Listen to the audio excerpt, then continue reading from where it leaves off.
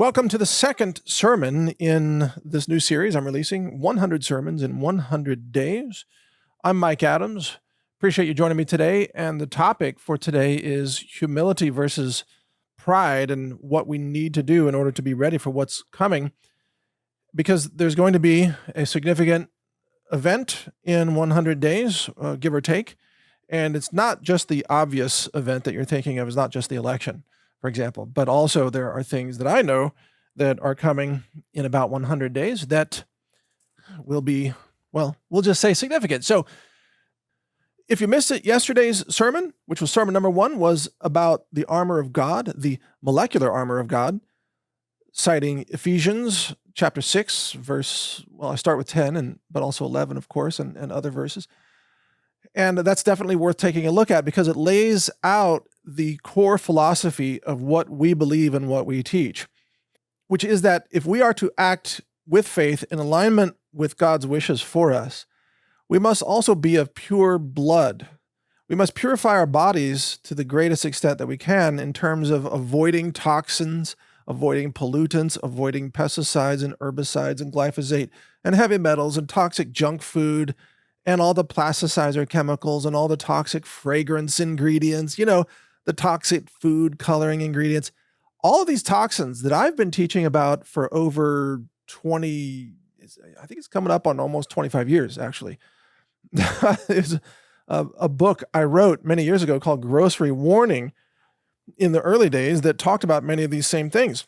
And you're going to see how much that matters in terms of your spiritual preparedness, but also your physical, cognitive, and neurological preparedness for what's coming. It's all related.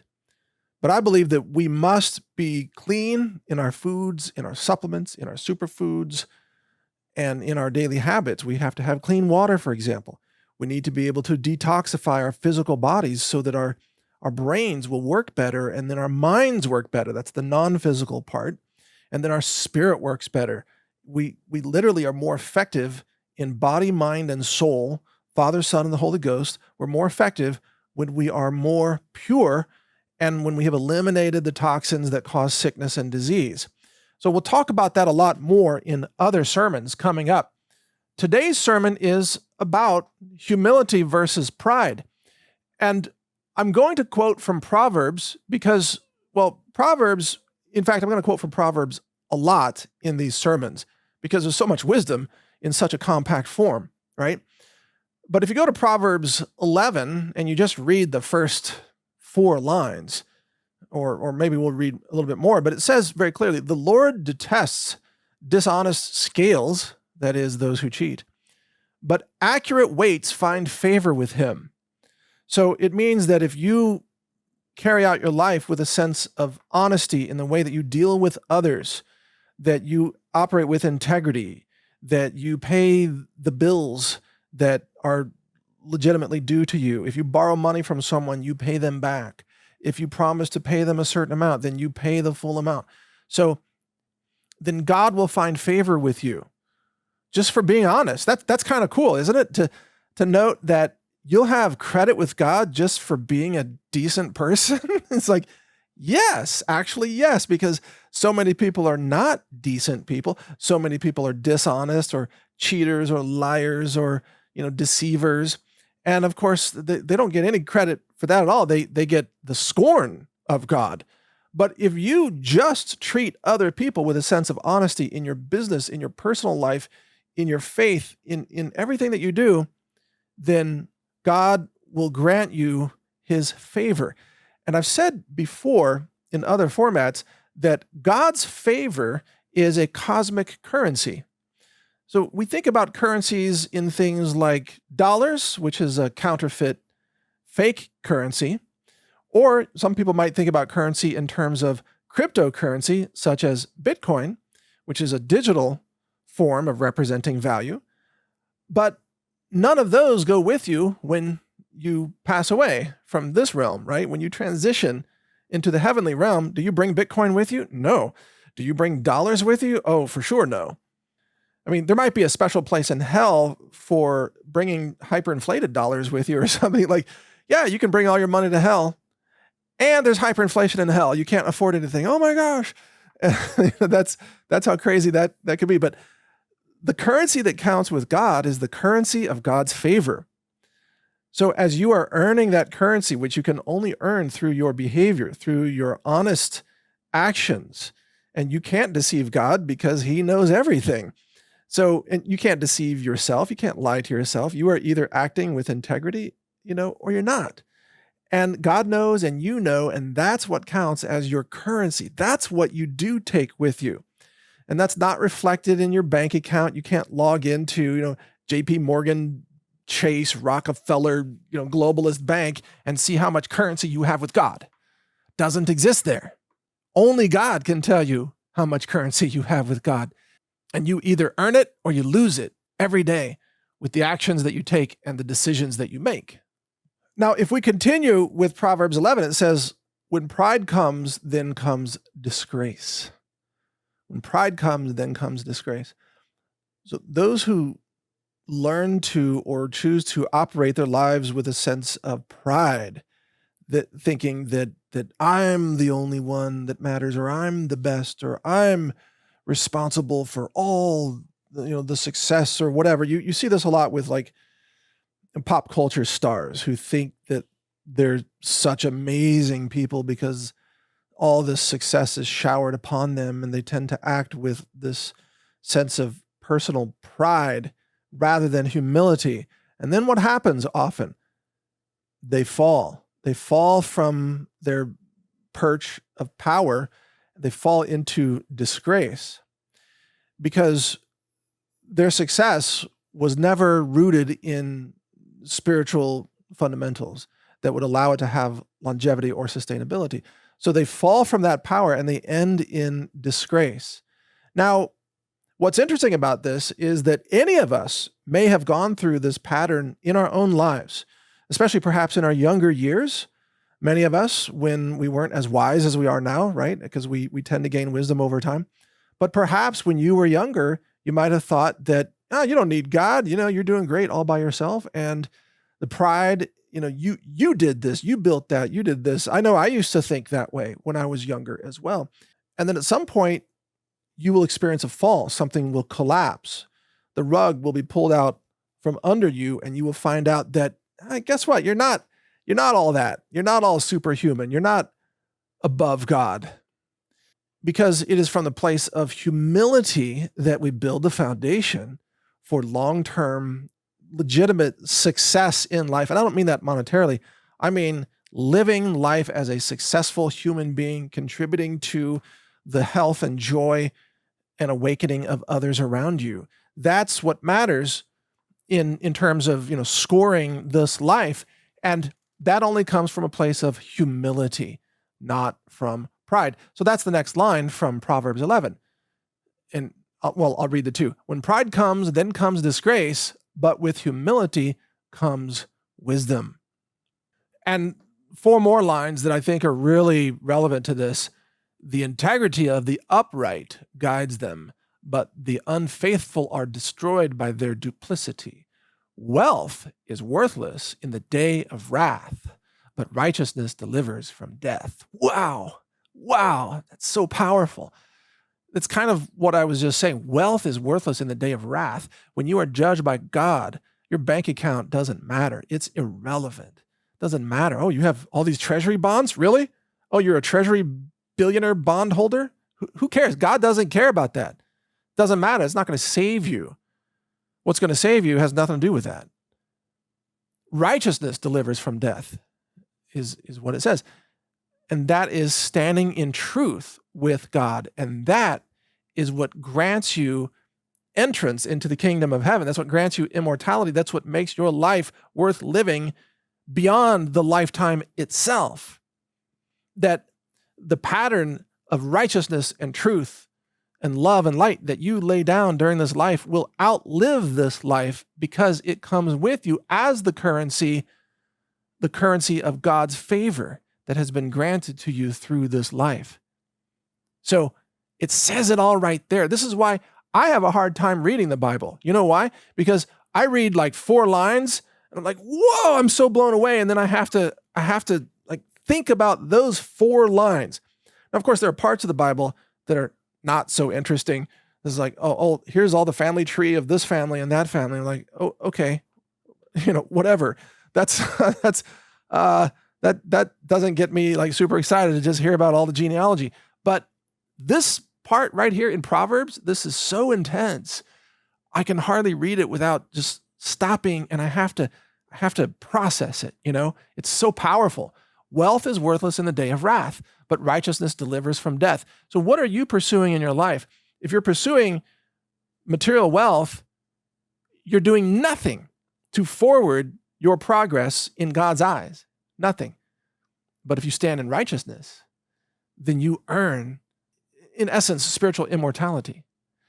And that, it's so valuable, you can't put a price on it. And no one can buy it. All the globalists in the world with all the printed fake currency money in the world, they can't buy salvation, can they? They can't. Now, maybe they can find a church that's willing to take a bunch of money. Hey, here's $1 million. Will you bless me, Father? And yeah, there might be some corrupt churches out there, the same ones pushing vaccines, that would say, okay, we'll bless you, or we'll, ordain you even, whatever, for enough money. But that's not acting with God's permission, is it? That's acting in contradiction to what God teaches. And so that doesn't count. It's like they're buying counterfeit salvation, which is really funny because they're using counterfeit currency, which is the dollar. So if you want to buy counterfeit salvation, you know how there are these fake online diploma mills that will sell you like a fake MBA or a fake doctorate degree or whatever? Well, you can also buy fake salvation from a church that may be a church recognized by the government, but it's still a fake church because it doesn't stand in congruence with the teachings of God and the demands of God. So think about that. There are no workarounds, folks. You can't trick God. There's no counterfeit salvation. Now, let me share a story with you that just happened to me.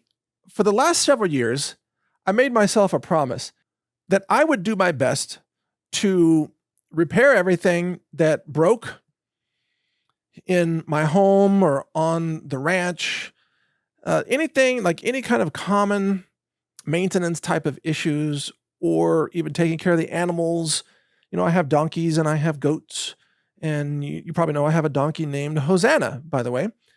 And when she became a mother and she gave birth, I picked up her newborn daughter, whose name is Basil, because Hosanna ran away from her daughter.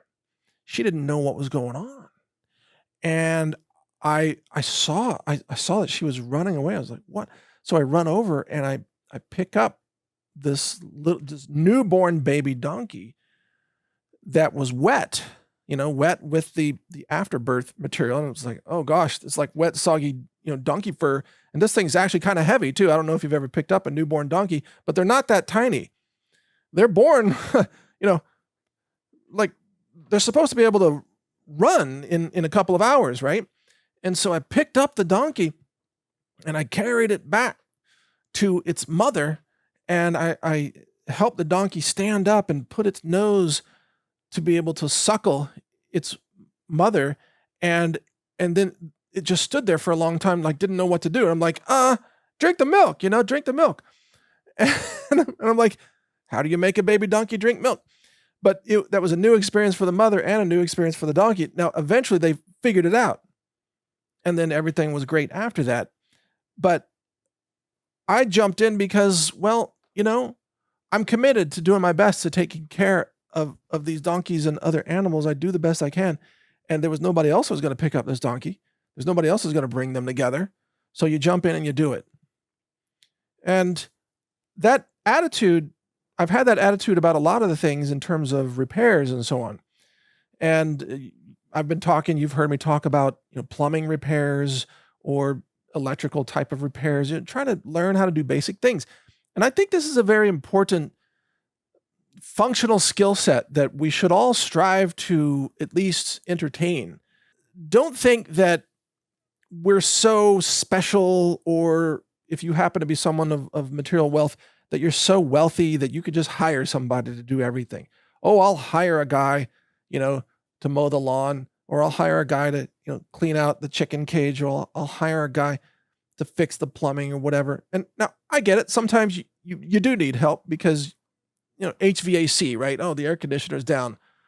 That's not easy to fix yourself. And half the time it's a broken circuit board. So, you can't really fix that yourself. But for the things that you can fix, I promised myself many years ago that I would do everything I could to fix the things that I can because I wanted to learn. I wanted to learn how to do things. One of the very first things I did at the ranch is I learned how to build a fence, a goat-proof fence, which means building like H braces and then having tension wires that go on the diagonal in order to give stability to the H brace, and then tensioning the fence itself so the goats don't destroy it, because turns out goats love to rub up against the fences, and over time they'll break them. They'll just push them out if you don't have them really, really secured. Goats are fence testers, by the way.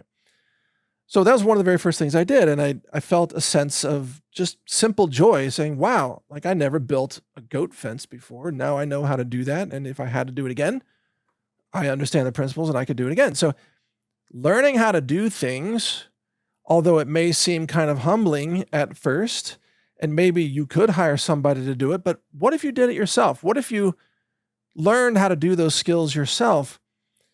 Even if there's skills that seem like it kind of gross, let's say. For example, I have a chicken house, and yes, I have to rake out the chicken house. And yes, the chickens perch up high in the chicken house and they poop all over the hay that I have spread out on the floor. They poop up all the hay.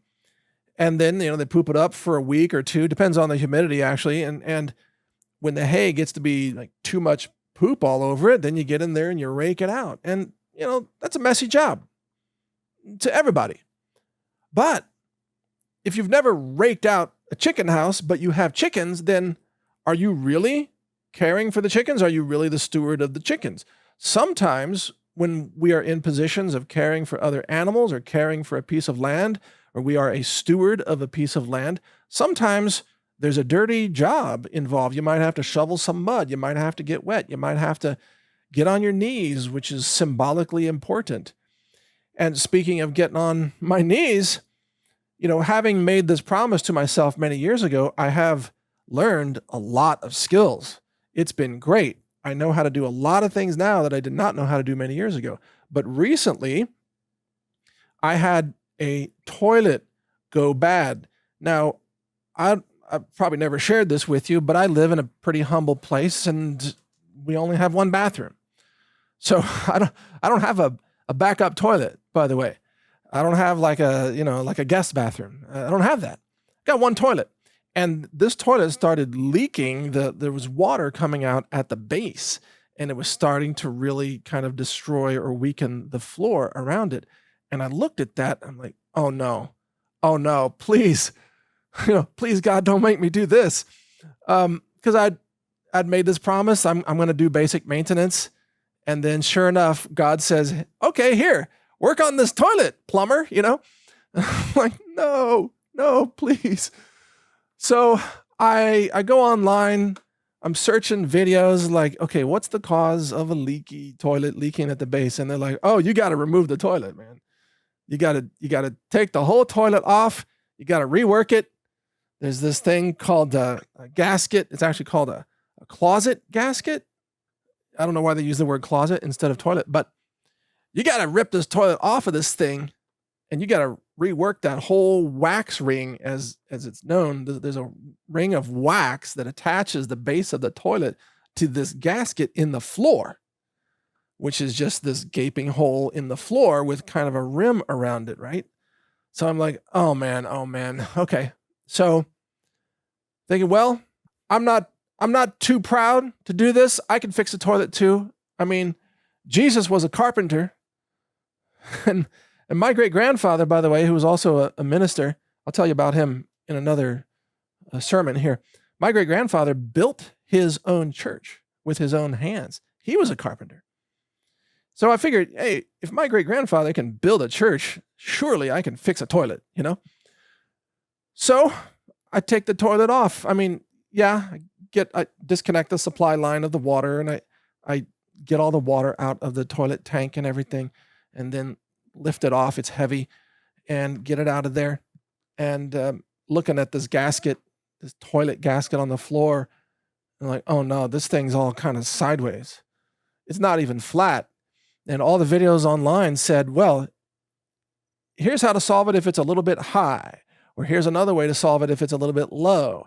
I'm like, no, half of it's high, half of it's low. This thing's all angled. Well, that's a whole nother category of videos, how to fix like angled, crooked closet flanges for your toilet. And that is a whole different process.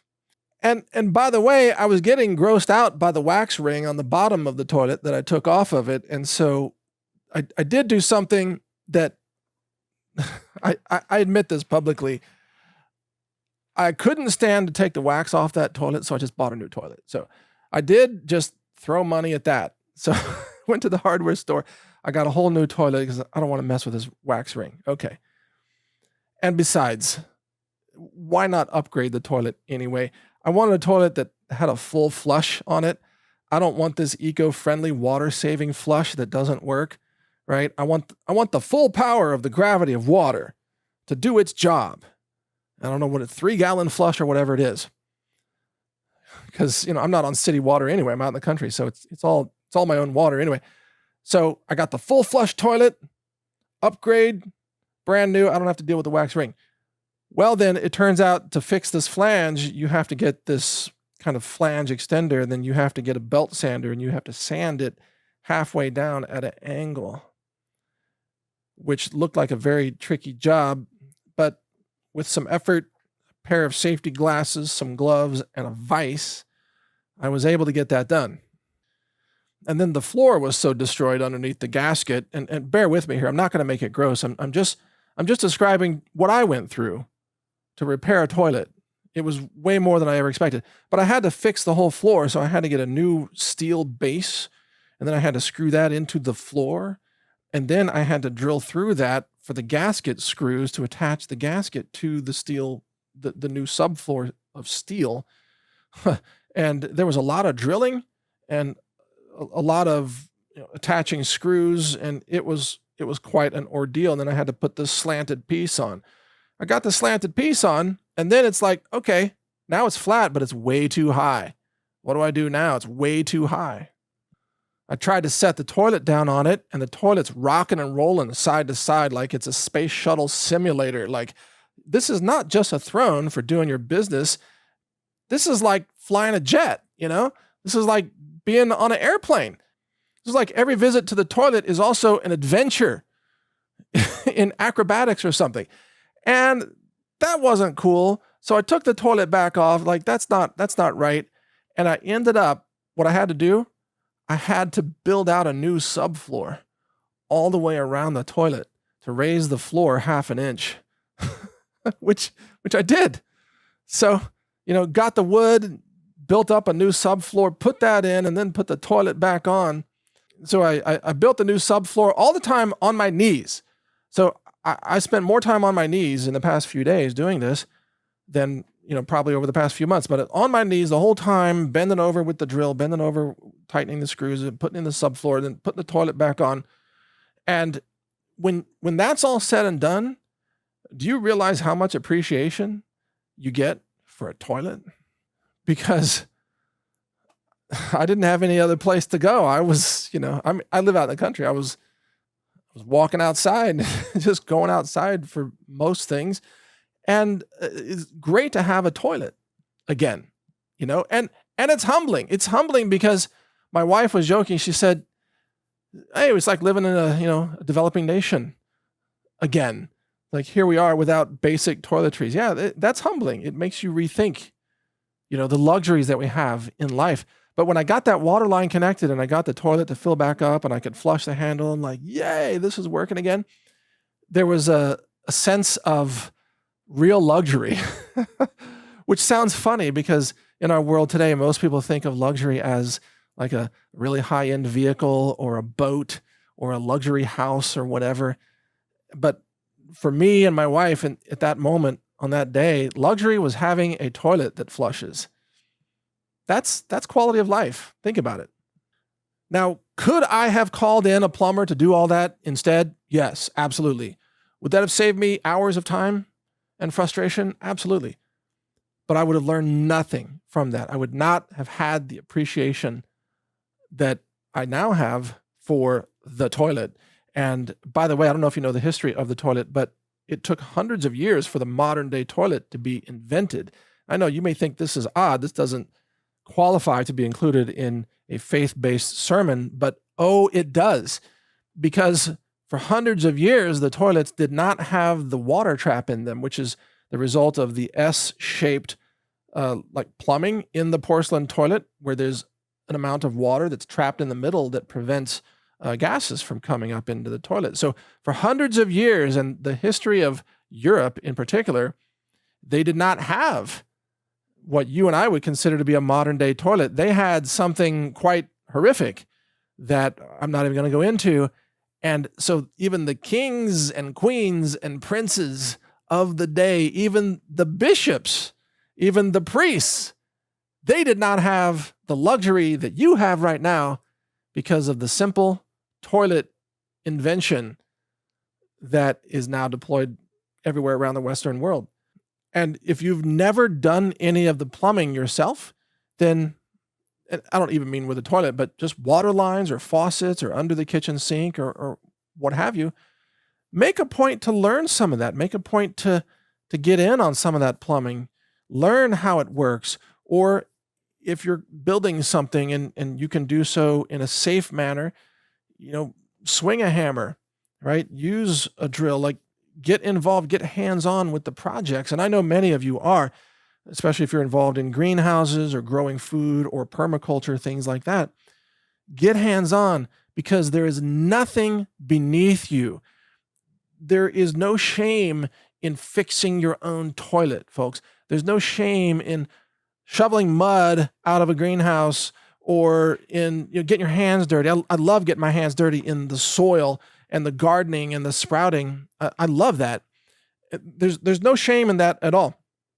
There's no shame in having dirt on the knees of your pants because you were on your knees planting tomatoes. And I say, in the spirit of humility, get on your knees. Get on your knees. Even if you're just getting on your knees to repair something, just the physical act of getting on your knees and getting back up again, it's a reminder that we've got to be mobile. We've got to be capable. And especially as we are facing very difficult times ahead with an unknown future, probably facing financial catastrophes, civil unrest, different forms of revolt or disagreement, wars between nations, supply chains being disrupted, if not destroyed. The more you know how to do, and the more you're willing to humble yourself and get your knees dirty, get your hands dirty, and do those things yourself, the better off you're going to be as the supply chain suffers these problems. You're going to be more capable, more knowledgeable, more practical, and that's going to enhance your resilience and your preparedness given what's coming. And then as you become more capable, you'll find yourself able to give more to others, to lend assistance, to help them with skills or to help them with material goods if you have been blessed with material goods. For example, I've been in the process of giving away a lot of things, and some of those are emergency medicines and some of those are emergency sanitation items.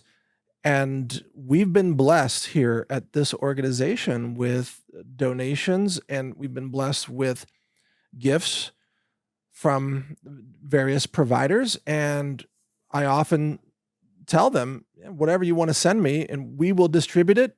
Some of it will stockpile for future distribution. A lot of it we'll distribute right now. So we're able to give out a lot to a lot of people, like literally placing it in their hands.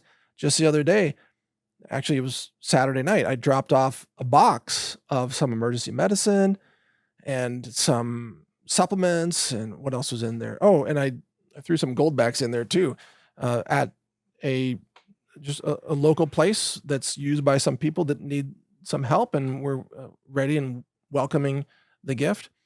And I've been giving away a lot of things to people who have pets or people who are part of veterinary organizations, and I've still got donations lined up for some veterinarian organizations across the country as well. It's important to be a conduit for resources so that we can redirect them to others who need them. And Proverbs 11 speaks to that too in a later verse. Let's see, what is it? Verse 24. Yeah, here it is. One person gives freely, yet gains even more. Another withholds unduly, but comes to poverty. A generous person will prosper. Whoever refreshes others will be refreshed. You see, and that's what I have lived, and I have seen that again and again in my own life, in just the way God's economy works. God's economy is not based on limited scarcity. God's economy is based on unlimited abundance and wealth. And the way that you actually attract more wealth is by giving it away, being a conduit for the redirecting of sometimes material goods or sometimes wealth that others need. And I've seen that again and again and again. And it's one of the reasons why I seek out opportunities to share solutions or products or donations with other people. And if you are able to find that in your life, which also it must come from a place of humility, you can't be like a super proud person. No, I deserve it all. Everything belongs to me. I own it. I own it. It's mine, like Smeagol. Then guess what? You're going to die broke. You're going to die alone with nothing, because it's a cosmic principle. It's God's economic laws. Another withholds unduly, but comes to poverty. If you withhold, you will come to poverty. But if you give, then you will gain even more, because you attract abundance when you become an expression of abundance. And you attract resources to you, and you attract actually wisdom when you are humble.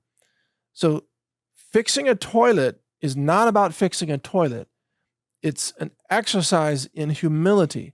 It's proving to yourself that you can do it. You can do that you are not some super special chosen one that never has to touch a floor in your life. No, it's proving that you're a human being like every other human being on this planet, and that you are the brother or the sister of a person that cleans hotel rooms for a living, or a person who does the dishes at a restaurant for a living, which is something that I did in my youth.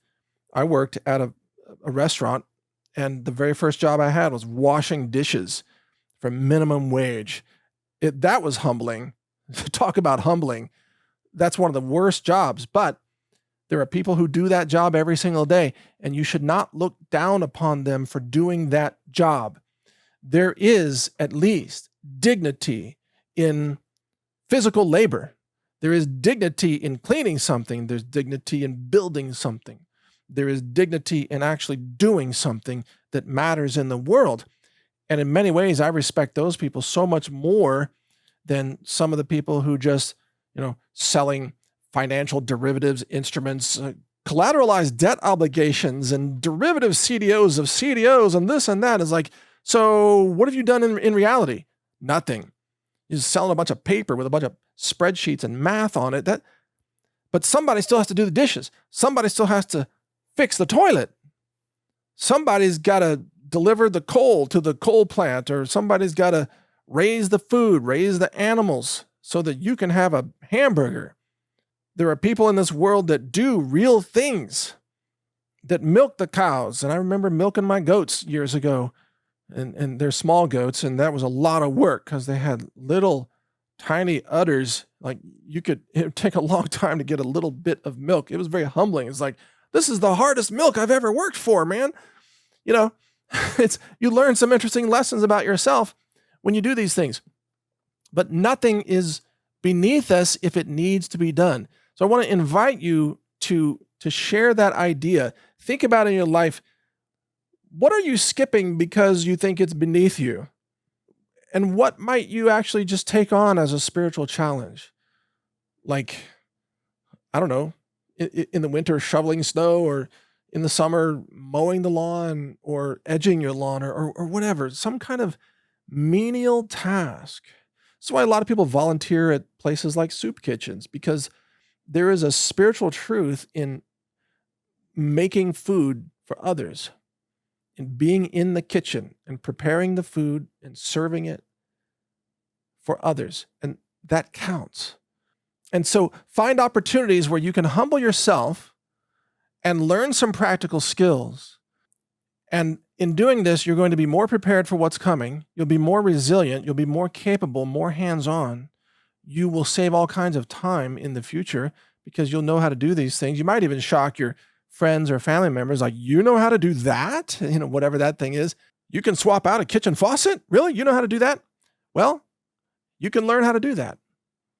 And you can install a new washing machine, a clothes washer, or a dishwasher. Yeah, you can learn how to do that. You will be more ready for what's coming.